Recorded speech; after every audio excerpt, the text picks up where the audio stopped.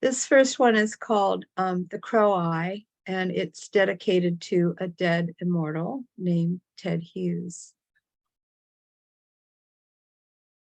Before the crows wove spun gold to blanket us as we sleep, we slept cold. We dreamed ragged, separated from thought, the unity of skies, the glinting treasure hidden from the eye at ground level. Only in the skies do you see. Rise up from this muddy pool, the grit and dirt of this worn out time.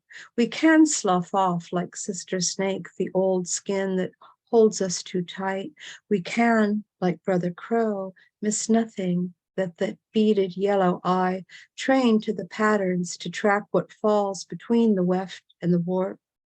The crumbs of treasure to be loosened, worked free from the tightly packed threads, enmeshed with light, your soul a star, and salvage, rescue, free that which is caught, the heated desires hidden in caughtness to take back to the nest, ragged business that it is, and sit, this prized imperfect gem that shows us form until we are free to go, the crow that keeps the eye on us.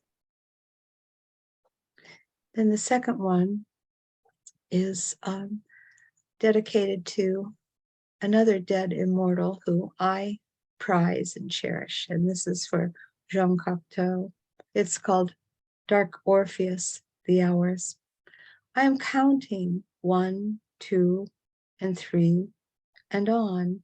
I will go further, counting the hours of the day. The fingers move, keeping time, attuned to the signals, and signal to each other. Finger as it moves its own, moving as it will, yet keeping time in solidarity as one. The hand knows and moves as one. They, the fingers, are the signals, the messengers in silence when we cannot speak. The tides are clock, the water gathering to us to lick the shore and signal to us, to each other, keeping time. I am counting the baby's toes, the hours of her day. She has 10. I can pause and rest thankful. He, the baby, has all, toes and fingers whole and complete, a nose sweet and well-formed, lips the tender blossom of purity, of form, completion, life that is continued. We can pause and rest content. We know in dreams that from the other side the lyre plays. It calls to you sweetly. In the mirror, you see a reflection. It is yours. You are the dark Orpheus on the other side of the mirror, the other side where you are going, joining your dark double through the looking glass, the light one in the dark, the enlightened being on the other side.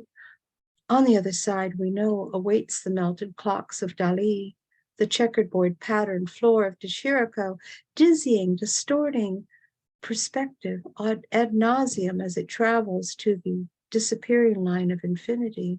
And Cocteau is there, the eyes embedded in the frame of the fireplace, the mantle, watch us as we pass, supporting the fires, the arms coming from the walls, holding the candelabra to light our way as we move.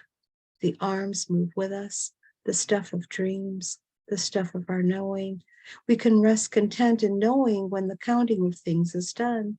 Death is only the middle of time, it is said, not the end of time. The monstrous forms your imagination shapes of those demons in the night on the other side of the glass, they call to you, the curious of us, the curious among us to go through and seek them. And what will you find but simply yourself as demon on the other side? Time divides us, yet conquers all.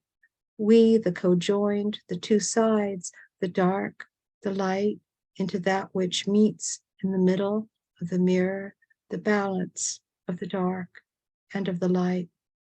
That's all. Thank you.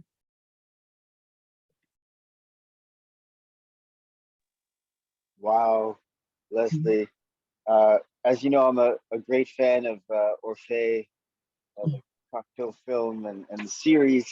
Uh, you have lines here like the water gathering to us, licking the shores. This is so visual. You have time divides us. Isn't that the absolute truth? You know, cutting the day into pieces. We have our own time. Everyone is in their own time and has their own circle usually that they're in to work and back or what have you. Uh, Always a round trip. Very fascinating stuff. Before the before the crows wove spun gold. I love your tribute to Ted Hughes and the grit and dirt of this, uh, and the prized imperfect gem. So well done, absolutely fabulous. Thank you so much.